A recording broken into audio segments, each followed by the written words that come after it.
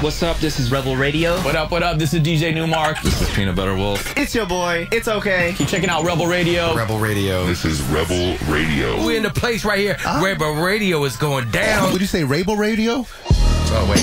Let's do it again. Rebel Radio. What's up, Rebels? Happy New Year. Welcome back to Rebel Radio. I hope that in 2015 we lived up to your very low expectations of us, and I hope to set them even lower for this year. That's my goal. What's your goal? You make New Year's resolutions? If you do, I really don't care, so don't post that on Twitter. Post something else on Twitter at Rebel Radio Net and wish us a Happy New Year or something else. Hey, my guest today is Peanut Butter Wolf. This dude is a unique individual. He's the founder of Stone's Throw Records. They're going on their 20th anniversary now in 2016. And if you don't know Stone's Throw, they're an important label in underground hip-hop, but so much more than that as they explore different genres, and we're going to talk about that in the interview. But he's known for giving us records from Madlib, Mad Villain, J Dilla, some of Dilla's best work, Mayor Hawthorne, friend of Rebel Radio, Aloe Blacc with the hit I Need a Dollar. Those are just some of his releases, and on top of that, he's a DJ, and this dude is like, I would describe him as a pure creative. We're going to talk in the interview about how he's built this business over the years, and if you heard the Dave Weiner interview from last week, it's interesting to me because these are two guys that have both been very successful, complete opposite approaches. And, where Dave, we talked about his approach, which is very business-minded, very research-driven, all that stuff. And Peanut Butter Wolf is just, he makes records that he wants to listen to, and sometimes you want to listen to him too. And now, your interview with Peanut Butter Wolf.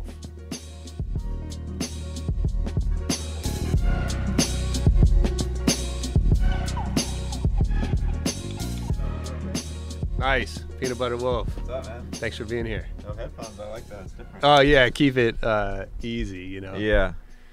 Well, I appreciate you coming. I said in my email to you that, you're sort of the perfect guy in a lot of ways for this show because, as much as it's about culture and hip-hop and the love of music, it's also about entrepreneurship. Right. And you kind of blend those things together in a really unique way. And I'll turn my phone off while I'm here. I'm listening. Yeah, sure. Start ringing. And I think, as I was doing some research, I learned kind of more about just how uniquely you've managed to do that.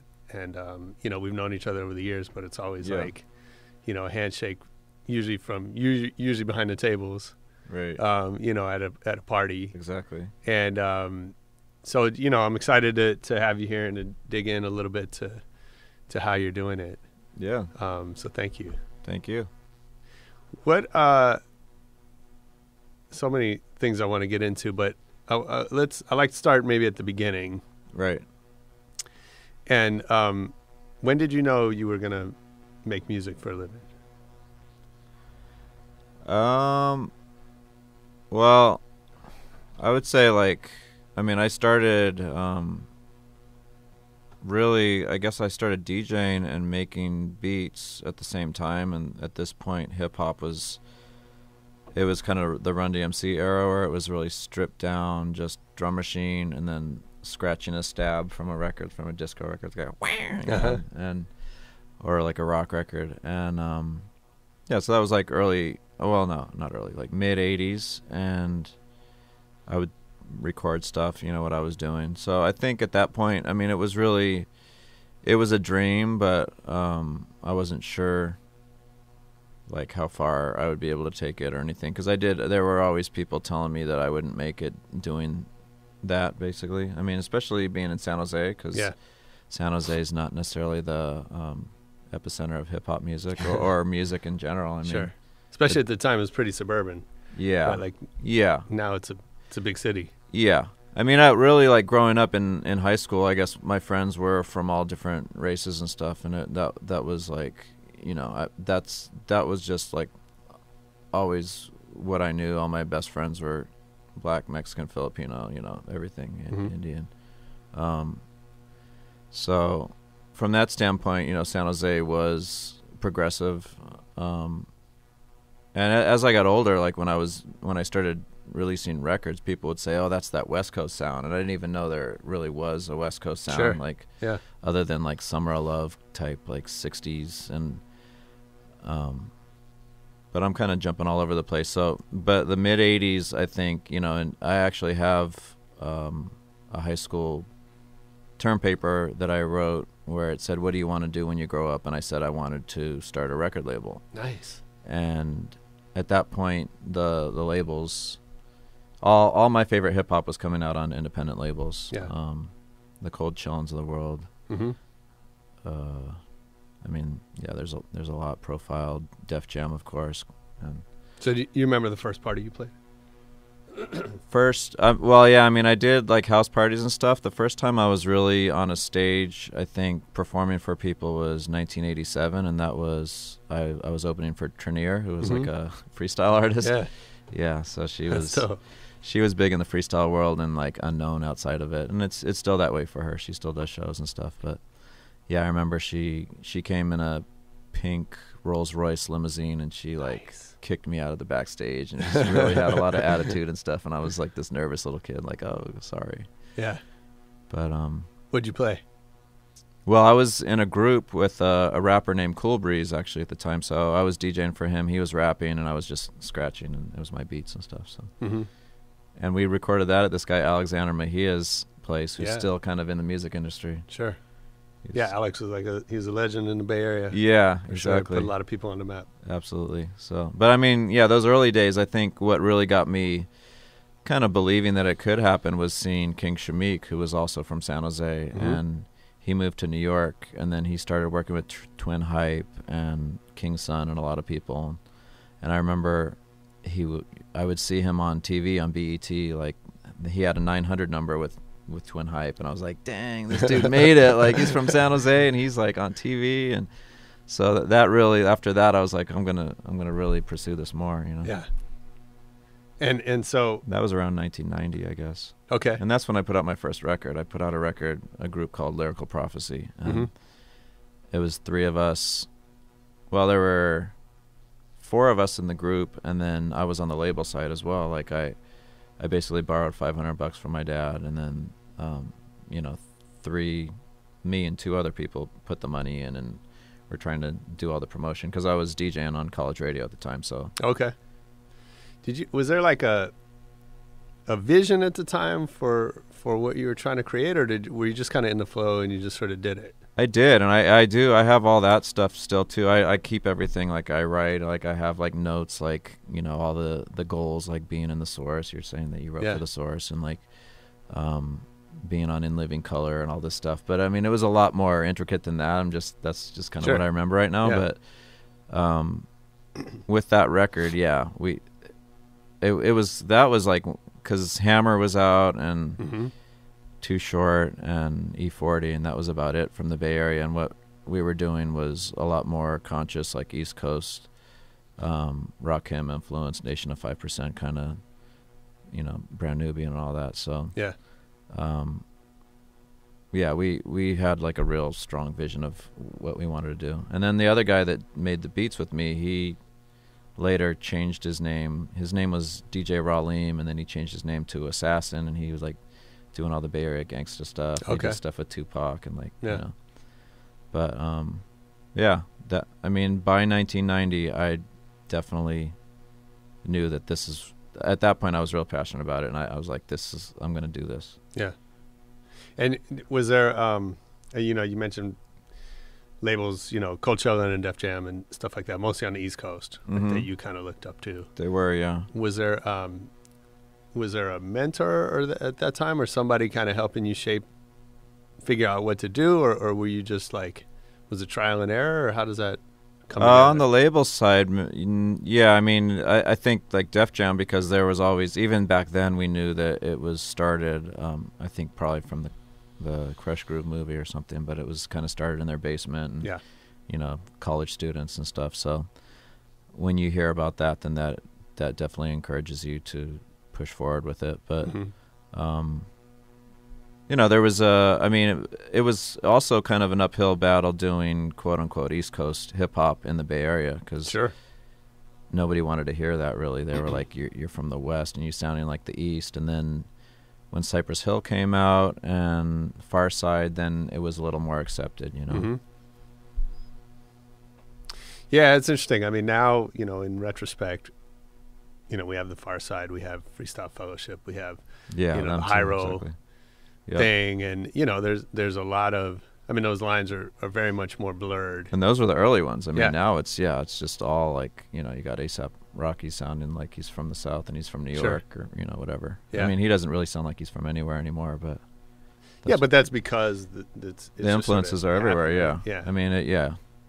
Absolutely. But no, I remember those times when it was, you were either sort of East Coast or West Coast, Right. or, you know, you're expected to sort of fall into these pockets. There was a super division. Yeah, And watching the NWA movie, it kind of brought me back to that. for sure. Yeah. But I mean, they had an appreciation for the East Coast as well. And I think, you know, like the Ultimate Breaks and Beats is basically in the mid to late 80s to the 90s. Like that's where everybody was getting their samples from, and that's why you could make hip hop anywhere around the world and it would still sound like quote unquote hip hop, you know. As long as you use that SB1200 and the Ultimate Breaks and Beats, and you're good. Yeah. Yeah, that's interesting you mentioned that, because, you know, you're kind of known as a collector, a digger, Right. for sure. And, you know, watching the Stones Throw documentary, we see you buried under a lot of records. I know that's important to you. Yeah. How did that happen, and how do you how does that play a role in what you do? Because you sort of took, like, Yeah. everyone was using Ultimate Beats and Breaks, right? They were, yeah. You sort of took that.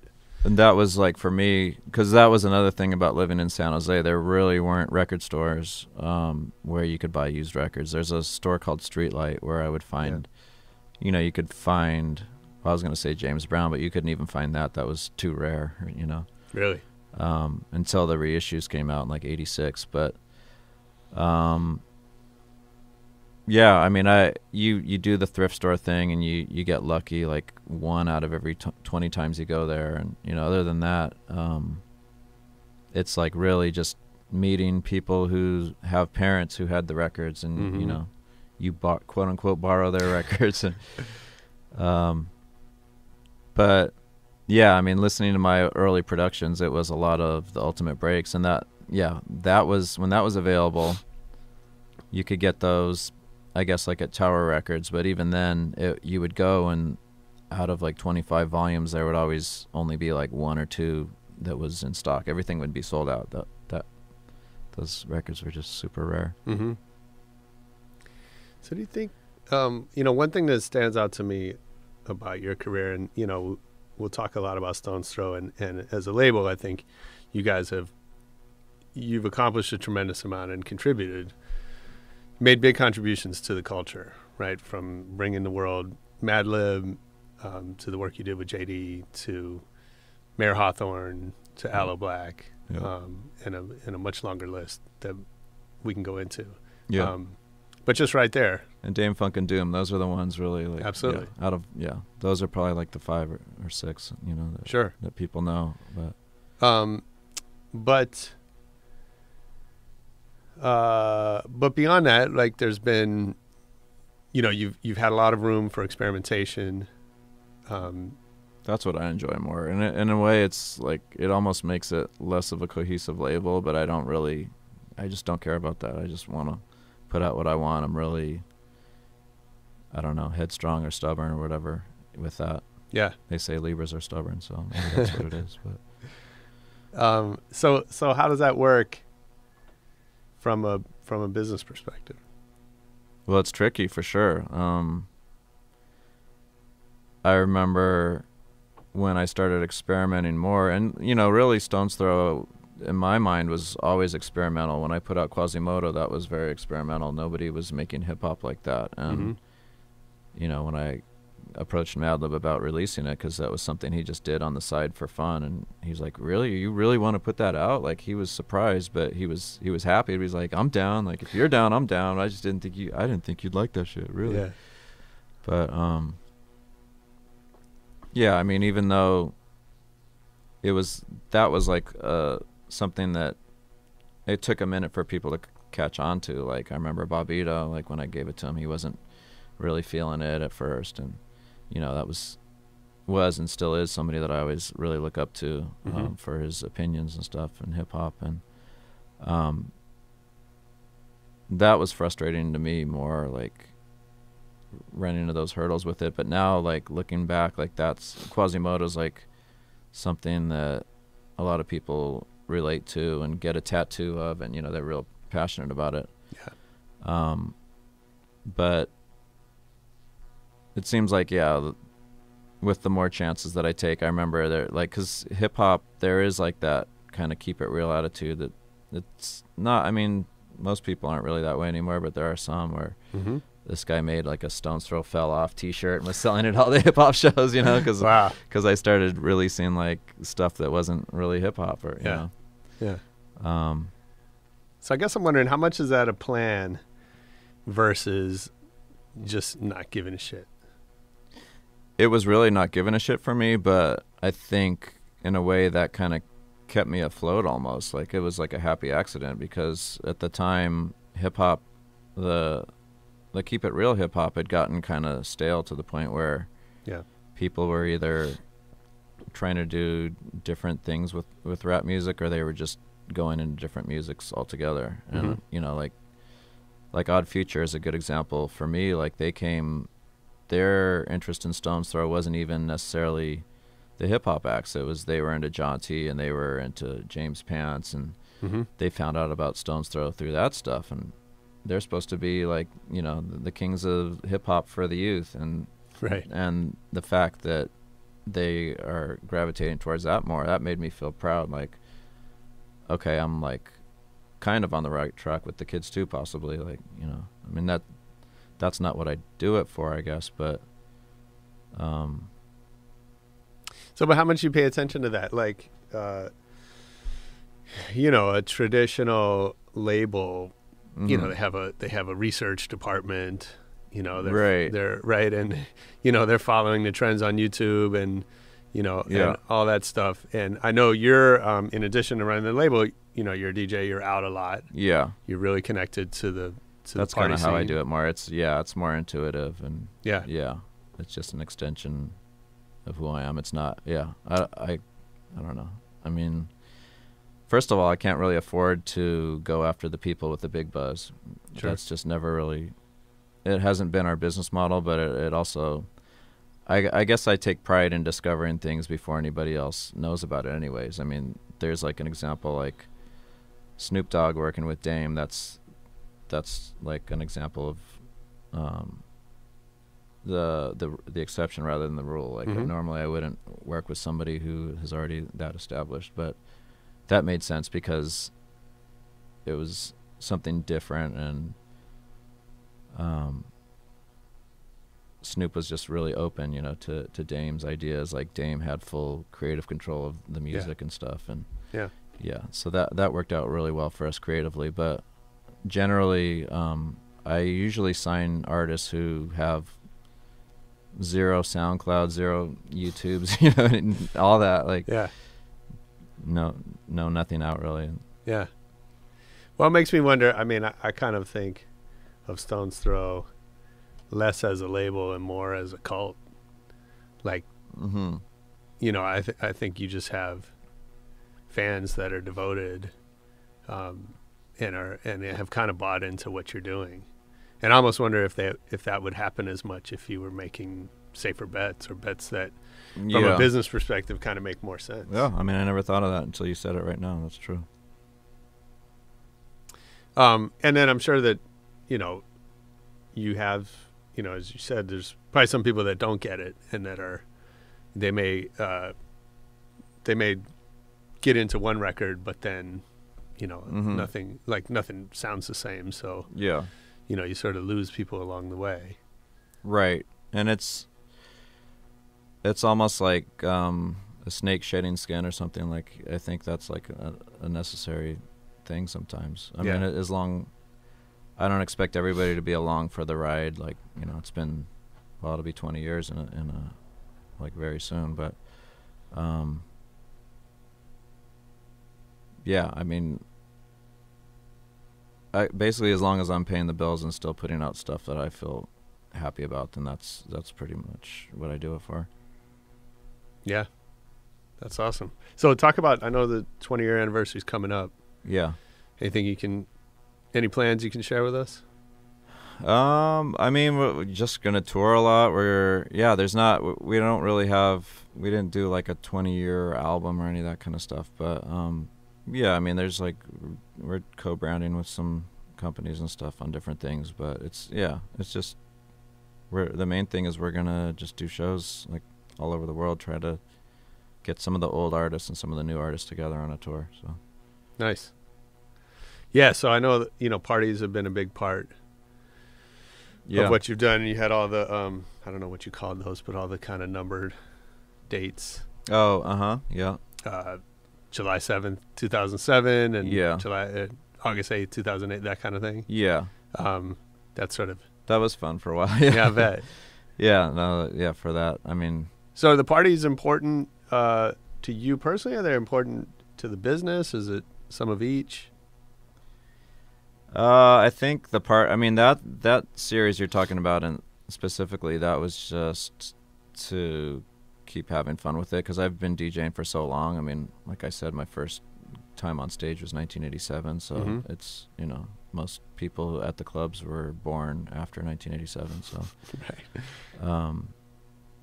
It's just, it's like for 12-12-12, I DJ'd 12 hours straight for Boiler Room, and my idea for that was just to play all different types of music and not even mix, not like a nightclub set. And people would get online and they didn't understand that, and they're like, why am I watching this? He's just standing there like playing records. And it wasn't even meant to be watched, it was more meant to be listened to. And but and all these people are defending it and like explaining it to them, and like it's it's performance art. I don't know. Well, that's what's interesting, right? Is when the crowd gets involved. Yeah. And, and defends you or puts their own take on it, right? And I love that. Yeah. This girl made fun of my name. She was like a comedian. She made fun of my name on Twitter or something, and then I just wrote #WhiteGirlProblems, and then like all the people that follow my stuff, they were all defending me, like just like, I mean, I never even like get into that stuff usually, but it was just funny to see. That's funny. So with that in mind, how do you judge the success of a project? It's obviously, I would imagine it's not just about how many copies you sold. Right. Yeah, it just really depends what your definition of success is, because some of my most successful records in my head were the ones that I just really like how it turned out, and I got like some opinions from people who I really respect, like just inspired by it, or I mean, what's one of those? I mean, Gary Wilson, a lot of people, Gary Wilson, he was kind of known in the outsider world, but he wasn't known in the hip-hop world, and then a lot of people in hip-hop. That was just another example, like the Odd Future, just off the top of my head, but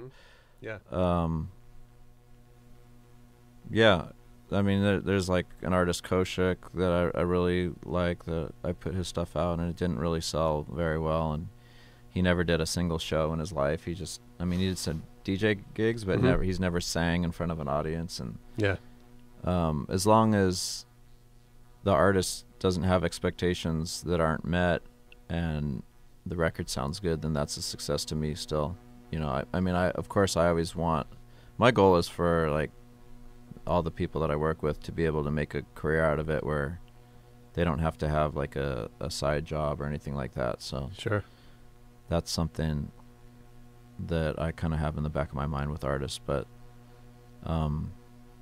like Vex Ruffin is an artist. I'm working on his second album with him right now, and I had an idea to have Fab Five Freddy on a track, and you know, I sent it to him, and he was like, "Oh, this totally reminds me of like what it was like in Lower East Side in 1983 and blah blah blah," you know. And he was like, "I'm in, like, you know, I'll be on the track," and so I guess that's a success to me, that when that kind of stuff happens as well. Yeah. Well, I would imagine that happens a lot, or that you're bringing people the opportunity to have a more sort of culture experience, Right. as opposed to just strictly the business. You know, Yeah. we often talk about on this show how the business has kind of eaten up the culture in a lot of ways, right? Mhm. Or it's sort of dictated the direction that the culture's gone. Yeah. You know, I think certainly the major labels and even a lot of the indies, like, you know, they're following the trends rather than Yeah. dictating them. Yeah. Which just means that, you know, people go after what sells, right? So I think when you're able to offer people an alternative to that, that's probably pretty attractive. Yep. Are there folks like that you, you know, you mentioned Snoop. Are there other folks that, you know, you decide you want to work with, not so much for commercial reasons, but to sort of bring them into that experience? Well, Steve Arrington was one. Also, he was someone that I really was into as a kid. I would ride my bike and play his music on a boombox. And, you know, to work with him was a dream come true. So, and that record didn't do very well either. And that was him and Dame doing something together. But he's, you know, he's an artist that, I mean, he was making records in the 70s and 80s, and then he basically just completely stopped doing it for spiritual reasons and stuff, and just got really deep in the church. And then Dame Funk pretty much, I wouldn't say brought him out of retirement, but, you know, was, I guess, at the right place at the right time and convinced him to work with us. And he's just went to Tokyo for the first time in his career, and it's, you know, his career is like 40 years or longer. So Yeah. when you hear stuff like that, it makes me happy, you know, that I was even a part of it in a small way. Absolutely. Yeah. What about that? What do you? I mean, I would imagine that the artists you work with learn a lot from you, because you have a very, you know, seem like a very specific point of view on music. And what do you learn from them? I mean, I'm always learning stuff from everybody, like, and sometimes it's just kind of observing and just, yeah, that's a tough one. Like, I mean, like, we got the No Worries project with Knowledge and Anderson .Paak, and like, he just kind of gave me like a booster shot almost, just seeing Anderson like just do so much in such a small amount of time. And I think he's really gonna go far, like a lot further than I could be responsible for. And, you know, he's just worked stuff out with Dre. I mean, he was on Dre's album, of course, but I think he's gonna be doing stuff with him, you know, in the future. And yeah, I'm very happy to be doing what we're doing with him, and him and Knowledge's project together is, you know, it's like exactly what I like personally for Stone's Throw, but he also has sounds that are going to go, you know, other places as well. So but I mean, it's not like he taught me anything, but he just reminded me like how far a smile will go, and like believing in yourself, but being positive, and, you know, being courteous and kind to everybody else. And it makes everybody like want to work for him like harder, you know. What about Madlib? It seems like Madlib had a pretty big impact on the label early on. Yeah, I mean, still, but like, yeah, probably out of any artist that I've worked with, he's probably if I had to pick one, he's probably the biggest part of Stone's Throw, you know, from an artist standpoint. Yeah.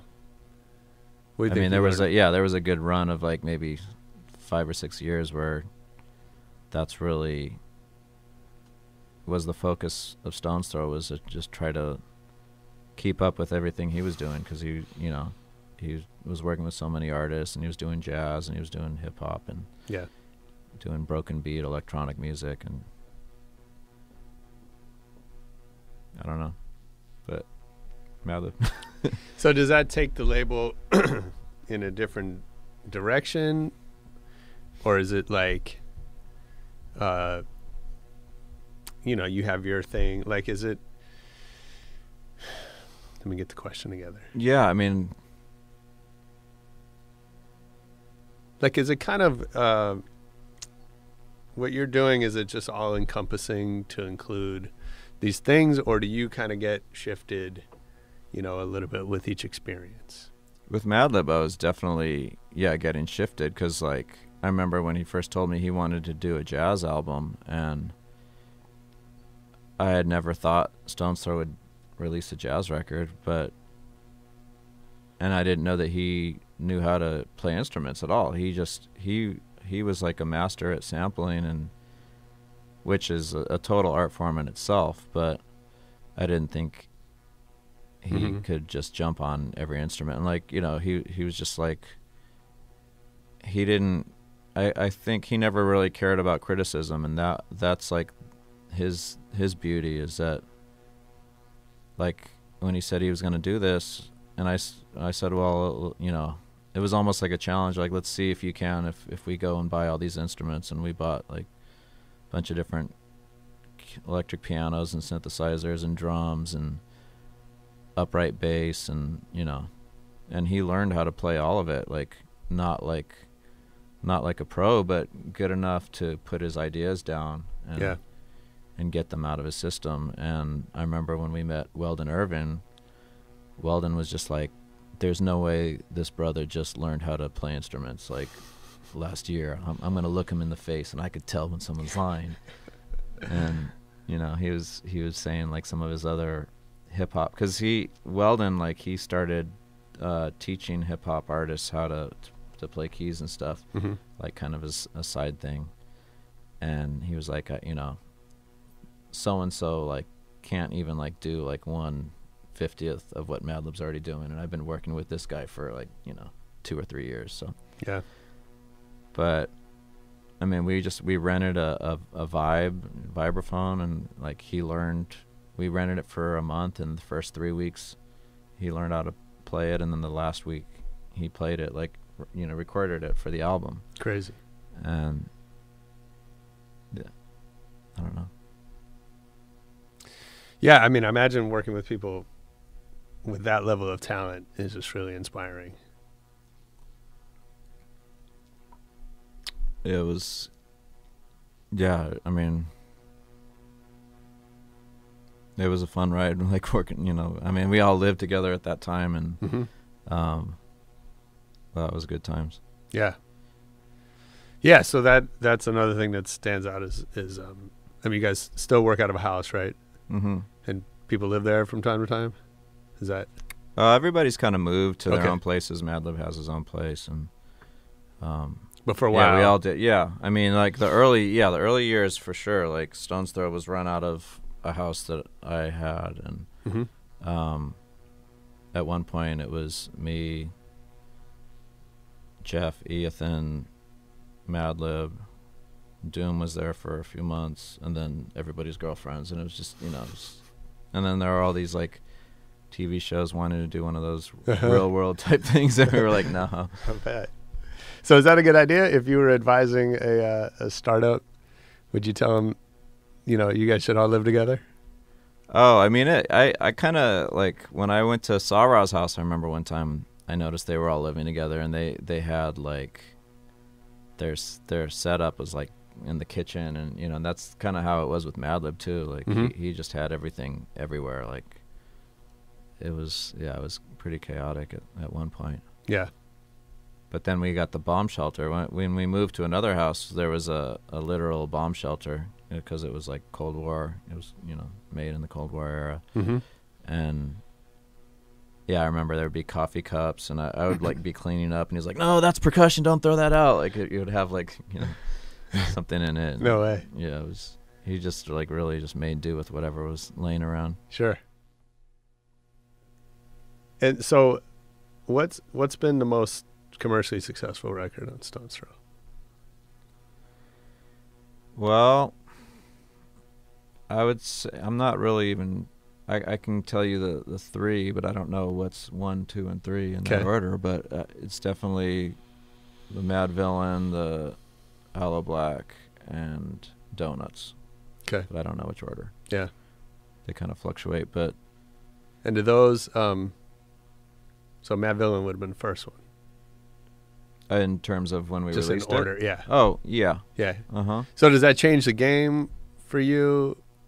Like, how is it different before that record versus after? I mean, I could answer that either way. I could say that it did, or I could say it didn't, and have like a good argument for it. All right, let's hear it. Let's hear both sides. Yeah, exactly. Yeah, it made things. Yeah, well, it made things the same because I had a success under my belt, so I could experiment and do whatever the fuck I want. Now, am I supposed to? Yeah. Am I allowed to cuss? I don't know. Please. I've tried not to this whole time. Oh, no. We encourage it. Yeah. Okay. So I mean, it's just made it able for me to do whatever I want. But then I guess the other way to look at it is, when you have a success, then people are waiting for another success, and you kind of have to. But I don't really. I try not to let that influence my creative process of who I'm going to work with. Mm-hmm. Yeah. So, well, you mentioned people are expecting that. You don't have investors or right. No one really to answer to, right?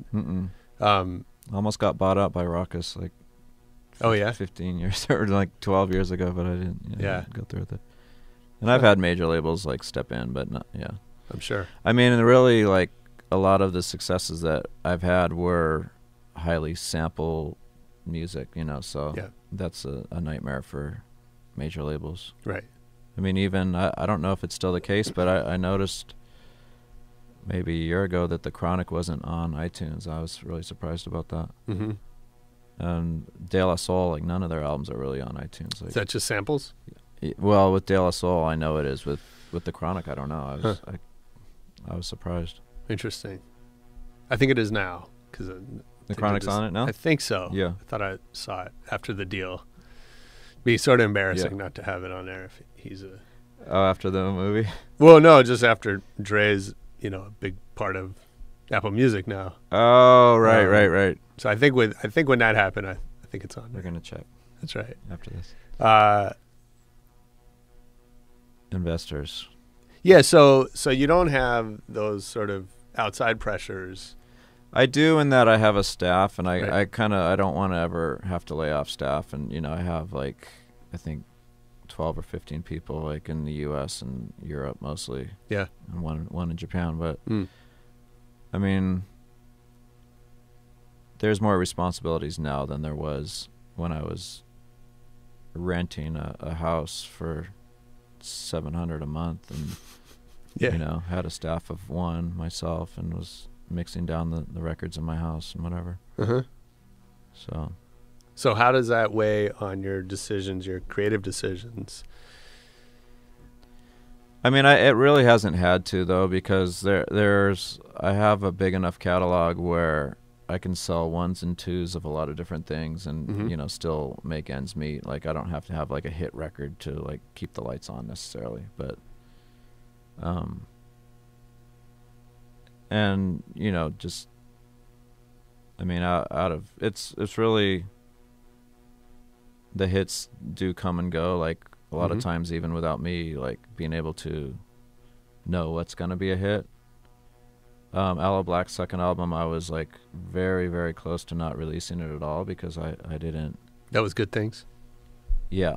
Yeah. See, I couldn't even think of the name of it. I think that's it.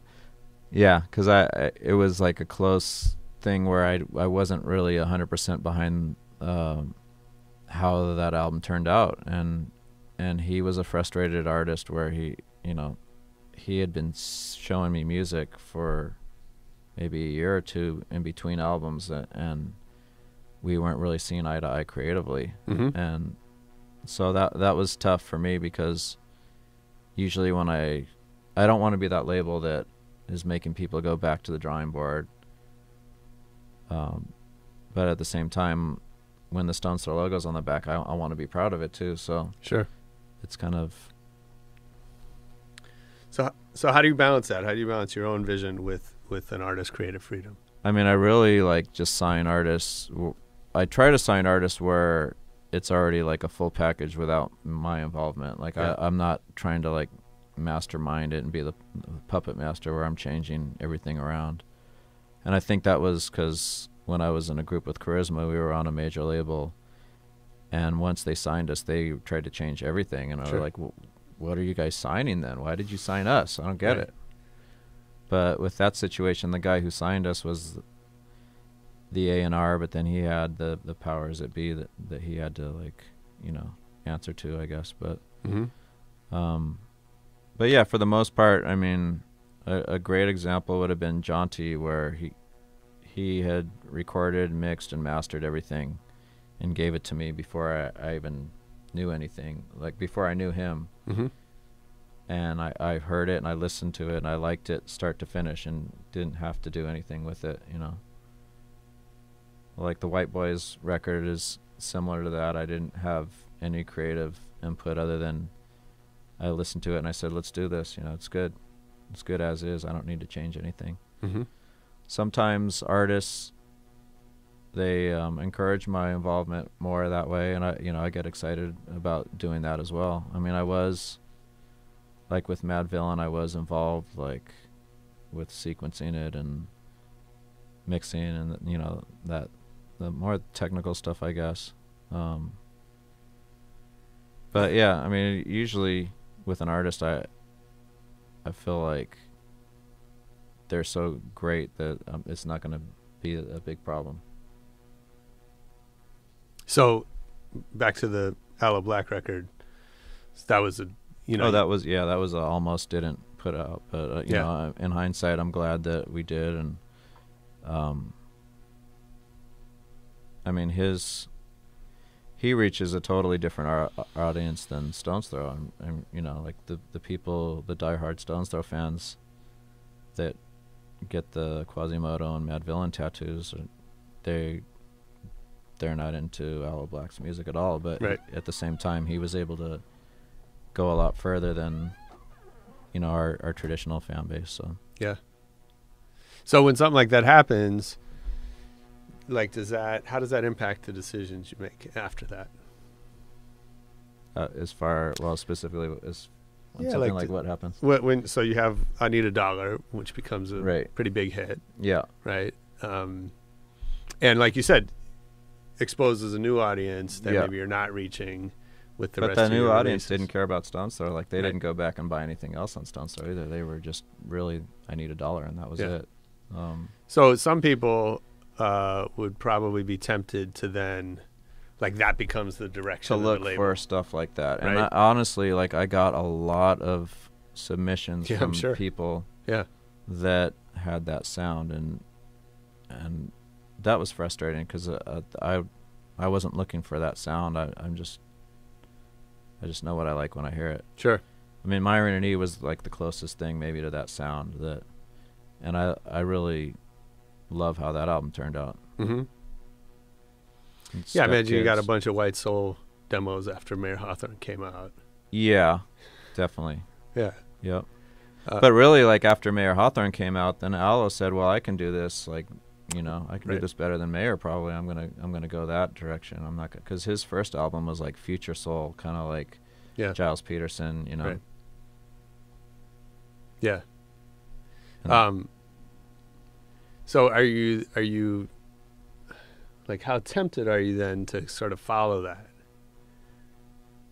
Because I think it's normal.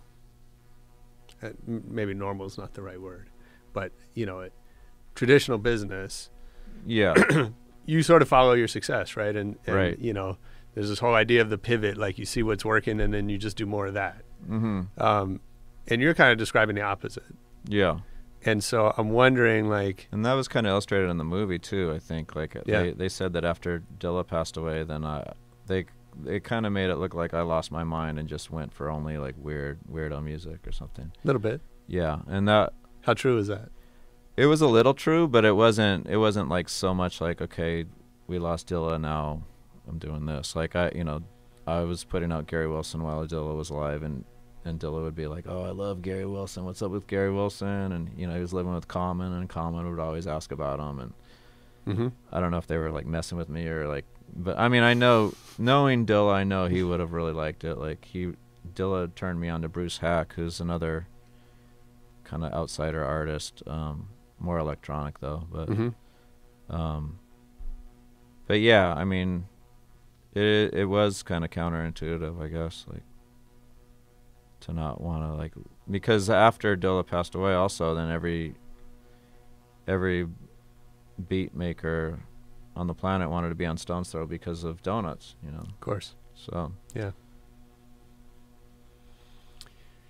So I want to talk about that for a minute. One of the things that I'm fascinated by is how you bounce back from adversity. And you've had two people really close to you who died kind of at maybe the peak, or at when they were on top of the game, right? First Yeah. Charisma and then Dilla. So how do you handle that? How do you get back in the game or stay focused on what you came to do when stuff like that happens? I never really thought about it. I just did it. I mean, when I lost Charisma, I stopped doing music for a long time. Yeah. Not a long time, like 6 months, but that was a long time to me when I was Mhm. doing it every day. But I don't know. Yeah, that was the one thing that Snoop called me the day after. Like, he saw the movie and he was like, he said that it really reminded him of what he dealt with losing his friend. And Mm-hmm. I didn't ask who. I assume we meant Tupac, or Yeah. I don't know, but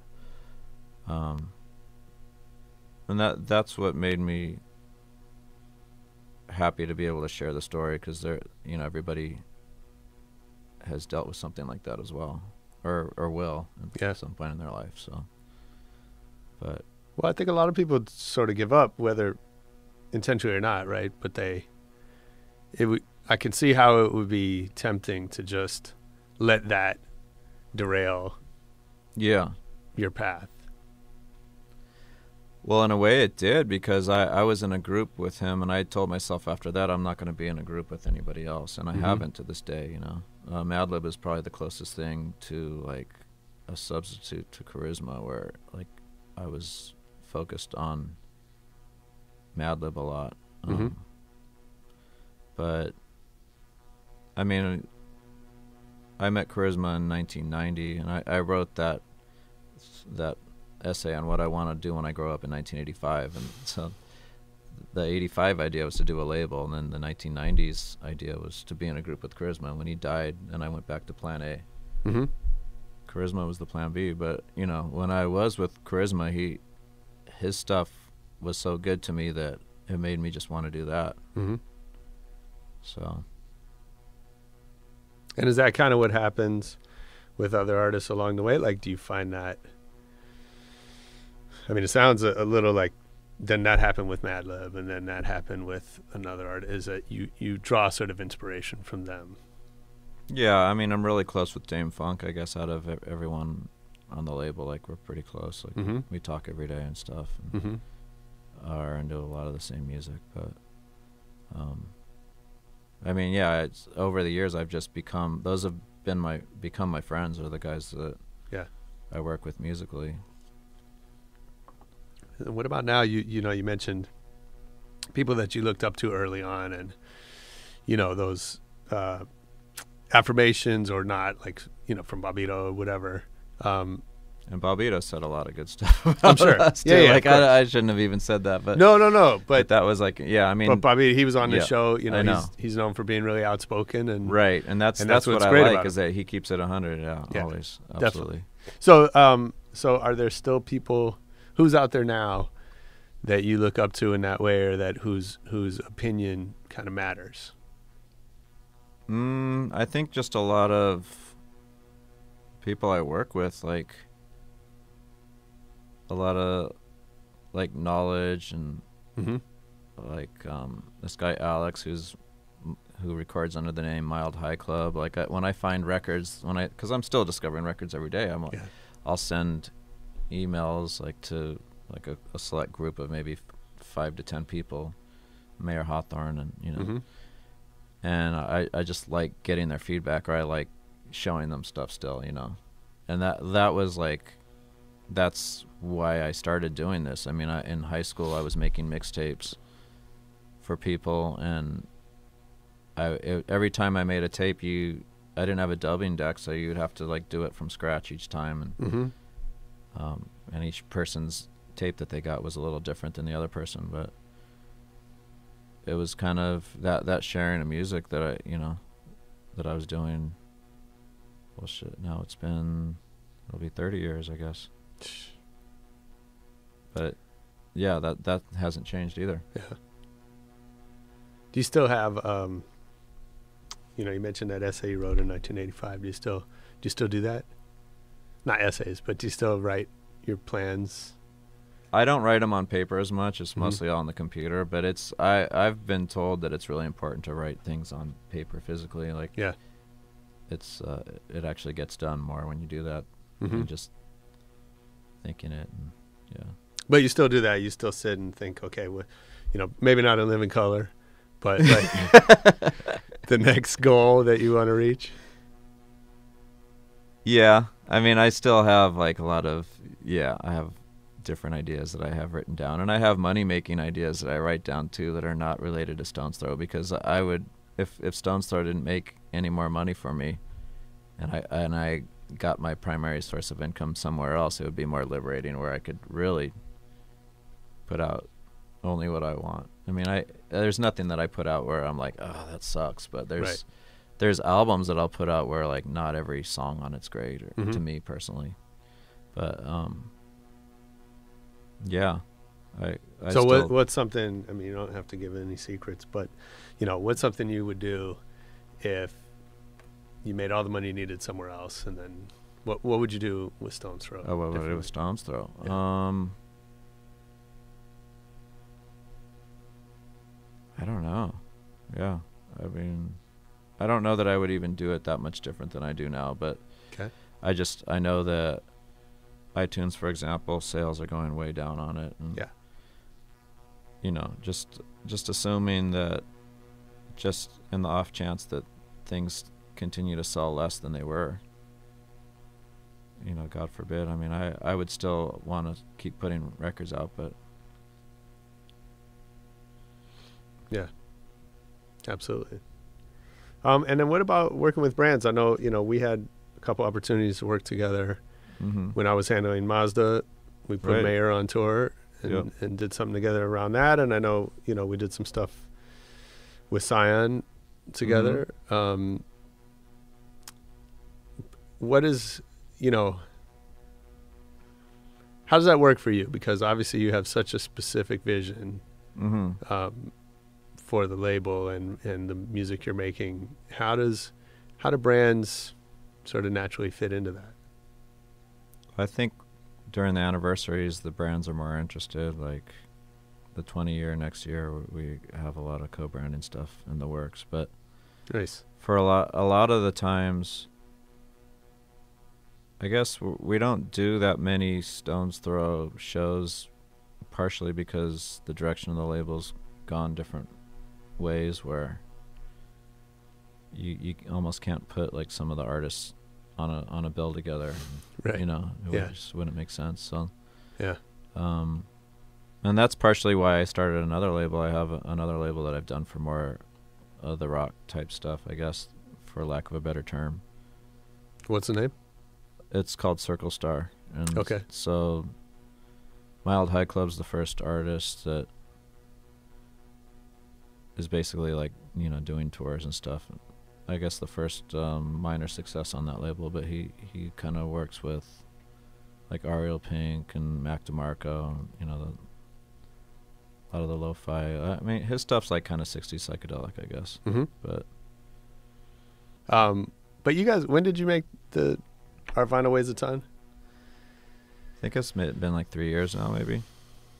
And so that's a little unusual for you to make kind of your own movie. Yeah. Well, I mean, basically these guys from France came to us and wanted to do a documentary, and they flew out, and you know they filmed me and like as many people as they could for a month. Mm-hmm.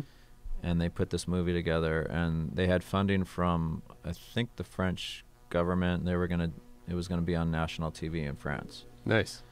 And then for whatever reason, the French TV said no after they had all the footage and everything. You're kidding.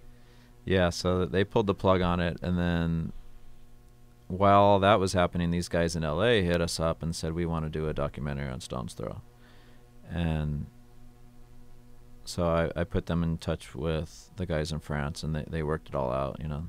They used the French footage as well as their own footage, as well as archival. And you know, so it wasn't like an idea that I wanted. I never thought of doing a Stone's Throw movie. Like, it wasn't, you know, it was these guys basically came to us, and people through the years have always said we want to do a documentary on Stone's Throw, and it never really turned into anything. So when these guys came to me originally, I was like, yeah, cool, whatever, we'll see what happens. But I wasn't holding my breath over it. Yeah. But they really were hard workers, and they made it happen. I mean, And is that something you would do more of? Like, is there Stone's Throw Pictures? Is that coming? No, or? I mean, I've always wanted to do a Dilla movie as well as a Madlib movie, but I mean, you know, a lot of people want to do that, so Sure. Yeah.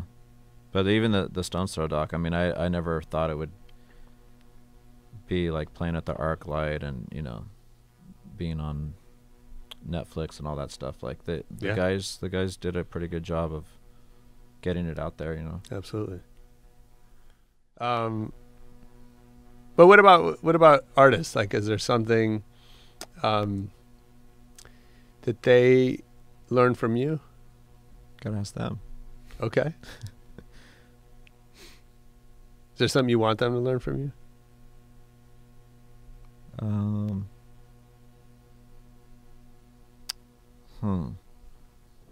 I should have had coffee. Probably not. I don't want your first cup of coffee on my hands. I could have had tea, right? Yeah. No, I'm not here to teach him anything, really. Okay. I was thinking that Knowledge, he went to Asia for the first time, and he was really blown away, and it was like eye-opening for him, and he like sent me an email like just thanking me and like, you know, just really appreciative. And I'm not used to hearing that, like, that direct, you know. Like, I mean, everyone I work with is really easy to work with, but that was pretty cool. I don't know. Mm-hmm. Who's your favorite DJ? Oh, J-Rock comes to mind right off the bat. Dame Funk, James Pants. J-Rock's really technical. I mean, I love what Madlib does DJing too. Madlib doesn't let anything influence him other than just playing what he wants to play, I guess. Mm-hmm. Like with Stone's Throw, I feel like I'm a lot more to the left than I am with DJing. Like, when you're DJing, you have a dance floor, and a lot of, if not most of probably at least half of the people who are there don't even know who you are. They got invited by someone else or whatever. Sure. So you want to kind of make sure everyone's having a good time. It's kind of, but I mean, Dame's always very underground with his selections, and he's so good on the mic that he can kind of get away with playing more lesser known music and stuff, I think. So he's an inspiration to me, definitely, DJing. Can you think of a favorite live show that you've ever seen?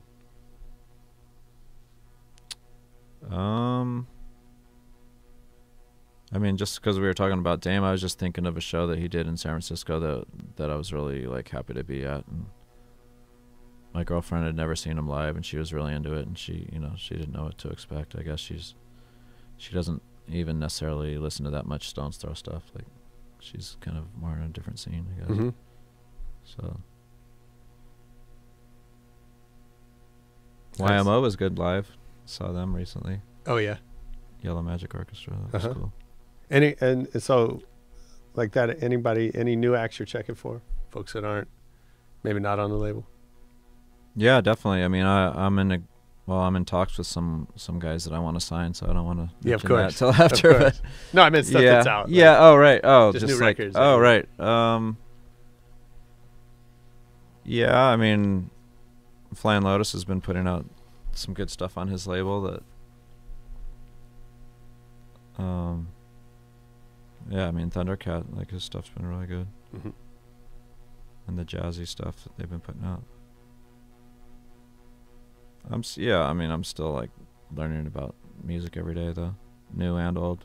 Sure. Nice. Well, thanks for being here, man. I appreciate it. Yeah, man. This is fun. Come back Absolutely. anytime. You want to promote something? Send your artist by. Okay. I thought sorry. you meant, like, right now. No. No, But yeah. give us the where to find you on social. On what? On social. Oh, on socials? Yeah. Oh, I didn't know if you said Stones Throw. Oh. Well, it's the Instagram's the hardest. It's PNTBTRWLF. I probably need to. I shouldn't have made that. That's the cool. the other ones make are people PB find Wolf. it. Yeah. PB Wolf. Otherwise. I mean PB Wolf at Twitter and Facebook. Cool. Yep. Thanks, Pretty Rich. simple. Thanks. Dope.